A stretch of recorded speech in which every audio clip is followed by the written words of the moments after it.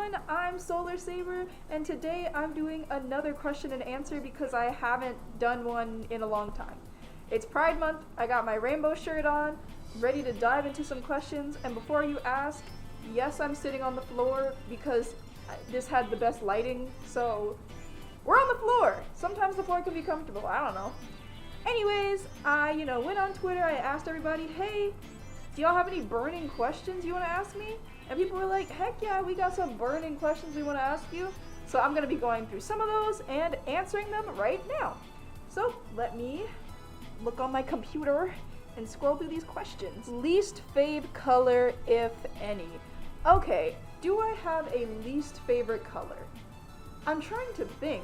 I used to not be really a big fan of green, but as you can see, my couch is green. So I've learned to... I don't think I like neon green. That's not true. I've learned to like neon green too. Maybe like mustard, like poop yellow or something. Maybe that, I don't think that color is very appealing. But I can't quite think of any color I absolutely don't like at all. So I'm not sure. What's your favorite kind of dinosaur? Please, I need to know. I don't know a lot about dinosaurs actually. I know about, there's like a T-Rex, there's a Velociraptor, I think Brontosaurus is pretty cool. That's the one with the long neck, right? I think if out of all the dinosaurs that I'm aware of at this very moment, I like the Brontosaurus. What candy flavor is your persona? Peach rings. I love peach rings. Look at her, right? Like, solarsaber beam. I'm gonna put her reference sheet up right now. Those are peach rings. Venus, the saber-toothed tiger, peach rings. That's me, peach rings. Do you still love warrior cats, and do you have other OCs?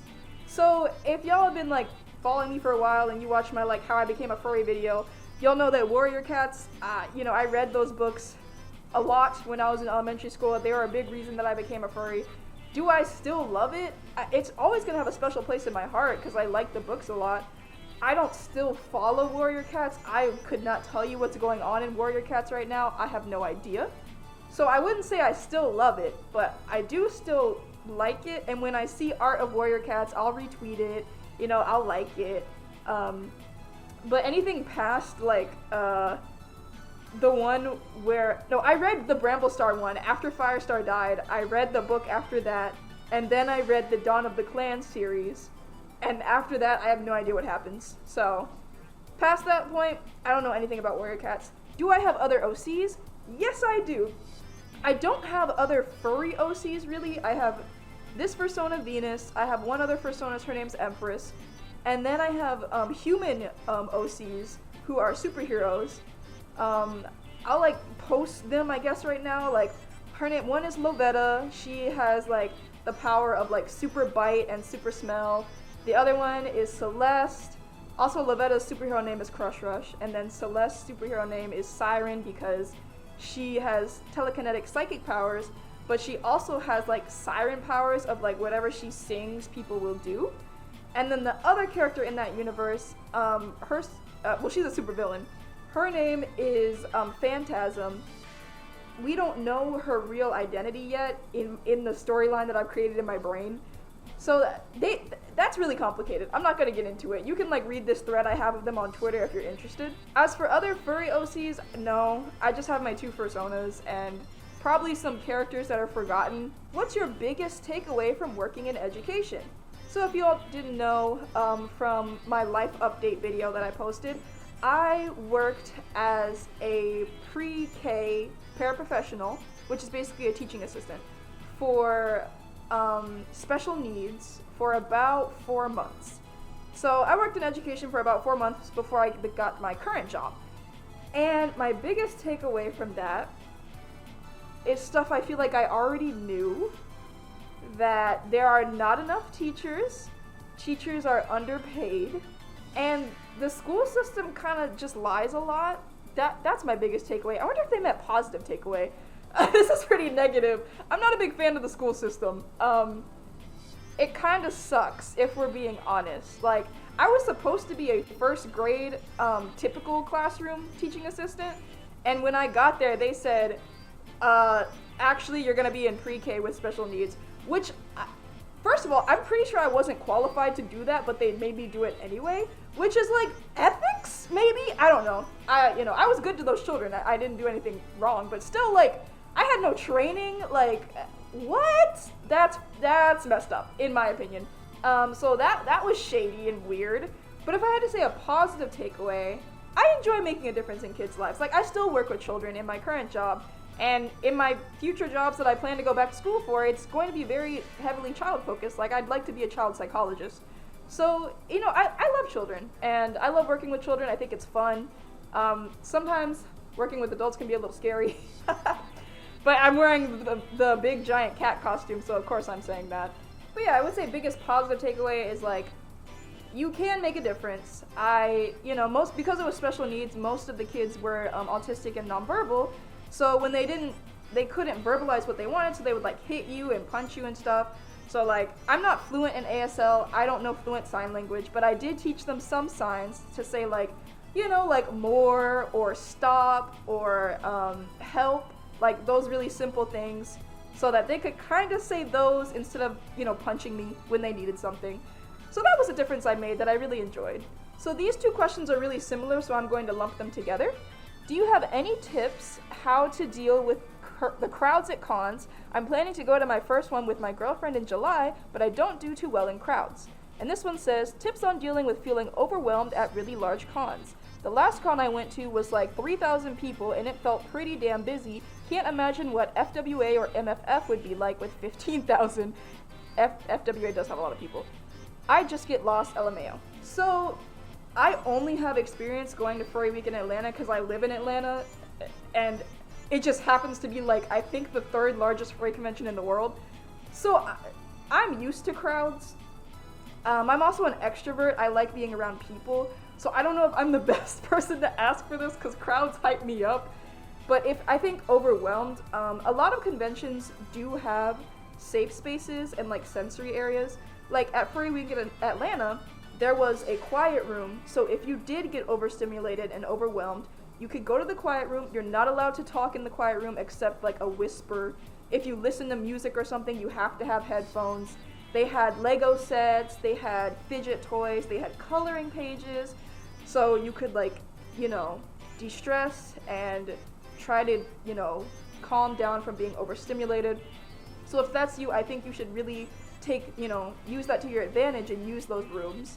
I think besides that, you just need to know yourself. If you are overwhelmed and you just like can't deal, maybe it's time to take a break and give your body a break.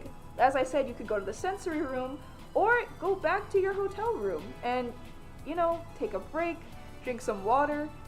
Remember to eat food. That will also help you when you're feeling overwhelmed and overstimulated and stuff. Make sure you're getting your basic needs met.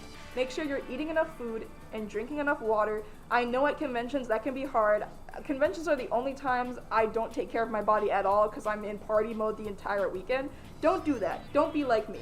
Make sure you're eating enough, make sure you're drinking enough water, and make sure you are using those sensory areas to your advantage. If the convention doesn't have a sensory area, which they should, like big conventions almost always have like sensory areas where you can calm down and stuff. So I'd be surprised if they didn't. But if they don't, just make your room a safe space for yourself. Who was your gay awakening? Like the first fictional character or actor you had a crush on?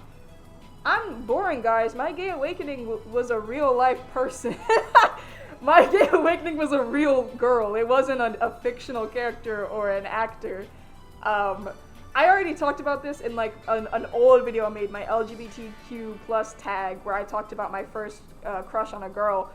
But yeah, she was real. But in terms of the celebrities, I would say Janelle Monáe definitely helped me become more comfortable with being gay, and I'd be like, oh, I think she's really neat, and I was like, you think she's really neat? Really neat? You know how it goes. Tips you learned about being a furry YouTuber / fairly sized creator. It'd be nice to hear more insight from that POV. I think the most important thing I've learned is that if you want to build a following fast, you need a consistent upload schedule. Sorry, y'all. I know I haven't been great on that. But when I first started out, I was uploading one video every week. So that was really consistent, and I think that definitely helped me. Other things, if you want to do something like this, you need to be really indifferent to getting hate mail, because you will get it, and you will get a lot of it. Me, I don't care, because I've been on the internet since I was like 12, so I'm pretty much immune to any hate comment I get. I just delete them and move on. Delete and block. But if you're sensitive, maybe take that into account and try to build a thicker skin if you want to do something like this. I've also learned that you need to cater to your audience. Well, not always. You can make things that you would like to make, but keep in mind, sometimes the things you like to make, your audience doesn't care about. Yeah, I still make things that I want to make, and I know that they're gonna flop, but it's a video I wanted to make, so I do it anyways. But then there's sometimes I'm like, oh, the furries are gonna love this one, let me make this video. Like the roasting video, I was like, sure, I know they're gonna go crazy for this. Also, like the reacting to furry memes videos, I didn't care too much about that one, but I was like, the furries are gonna go crazy over this, so let me give them this, you know? So you gotta know your audience too. I've learned that as well. Best furry experience. Definitely my most recent convention at Furry Week in Atlanta 2024. I had so much fun hanging out with my friends. I did not have fun getting stuck in an elevator with 17 other people, and it felt like we were running out of oxygen and the firemen had to cut us out, but it's fine. That was fine. That was crazy. Anyways, I had so much fun at FWA. I just hung out with so many of my friends, and I went to parties, and we got lit, and we ran around the city. It was so fun. I love FWA. What made you want to pursue psychology and to be a psychometrist in general? So I'll answer the first part first. I graduated in 2023 with my degree in psychology. I pursued psychology because in high school I took AP psychology, and it was the only subject I was genuinely interested in, that I actually had fun doing. So I was like, okay, I could do this. And also, I've said this in another Q&A, but I'm just gonna say it again. And also, I'm just gonna put a quick trigger warning here for suicide. Someone very close to me attempted suicide, and I was like, okay, I really don't want anybody to feel like that, so I am going to stay put in psychology and I'm going to pursue this. I thought I wanted to be a therapist, and that's what I was studying for, until I took a class on therapy and practice therapy and realized I hate this. So I didn't want to be a therapist anymore, but I still love psychology. So I was like, okay, what can I do in psychology that's not therapy? So I started looking around. I like working with children. I interned with a school psychologist, which is not a school counselor. A school psychologist is the person that, will take kids out of class and do evaluations on them to see if they have a learning disability, or if there's special needs, or if they need accommodations, or if they're gifted and need to be in the gifted class or whatever.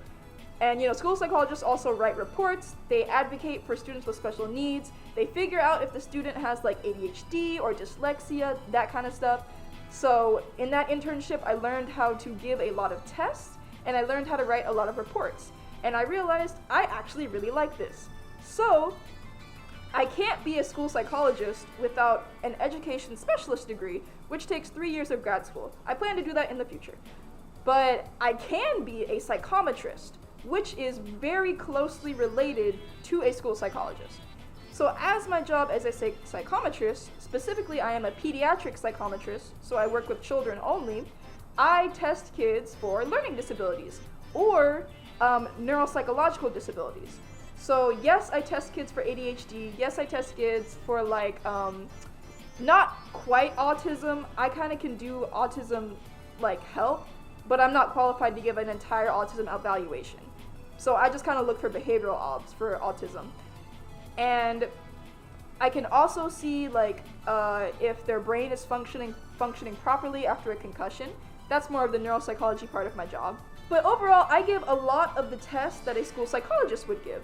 So I just thought this would be a good chance to get some experience before I do go back to school, so I can actually be a school psychologist. And I love my job. I see a different kid every day, and I get to do so many fun assessments and interactions. I really do like my job, and I like the way my career is headed. What keeps you motivated? Having goals. I think having goals in general is really good to keep you motivated. Like I just said, I know I'd like to go to grad school. I know what I want to do in my future. So I'm like, I have to work hard now so that I can get to that goal in the future. It's really important to have goals in life that you want to achieve. Kinda a weird question to ask, but what's your preferred color to shade or use for lighting in art? I usually always start out with purple or pink, and then I'll just adjust the hue depending on how the piece looks. Who's a fursuit maker you'd love to see work on Venus? Or what's something positive you've noticed about the current furry community? I'm gonna answer the first one. I don't know if I'm saying their name right, but I like Nas FX. I love their work on like big cats. I know that this big cat in particular, the saber-toothed tiger, looks really angry, but I know they can make cute ones. I know that they would make a really cute Venus. I just really like their work a lot. But you know, I can't afford it anytime soon. But maybe one day, maybe one day. I'm gonna lump these two questions together too. What was your first persona / what inspired them? How many personas have you had over the years? I made a whole video about this called My Persona Evolution. So I'm gonna do a shameless plug and plug that video here. Go watch it and all of your questions will be answered. What weapon do you main in Splatoon? Or what weapon kit would you like to see them add in game? My main weapon is the Tri-Slosher. I have never had to say this out loud. Nuevo? The new one. That one. I love fizzy bombs. But I use that, and I also use the arrow spray, the golden one, for a turf war sometimes. And then I also use the Splash-O-Matic for turf war. I know I use the Tri-Slosher for Splat Zone specifically, and tower control. And then I use 3 weapons. I'm trying to think. Oh yeah, the arrow spray. And for Rainmaker, I'll typically use the Splash-O-Matic. Sometimes I'll use the Tri-Slosher for that one, but not really. I don't play Clan Blitz. I don't care. I don't care about Clan Blitz. I hate Clan Blitz, so I don't play that one. Splat Zones is my favorite mode though. As for kits, I don't know enough about the technicalities of Splatoon to put a kit together. I don't know. And those are all the questions I'm answering for today. Thank you so much for your questions. Go ahead and leave a comment letting me know which question you thought was the most interesting or what answer you thought was the most interesting. And again, as always, thank you so much for watching, and remember, shine bright.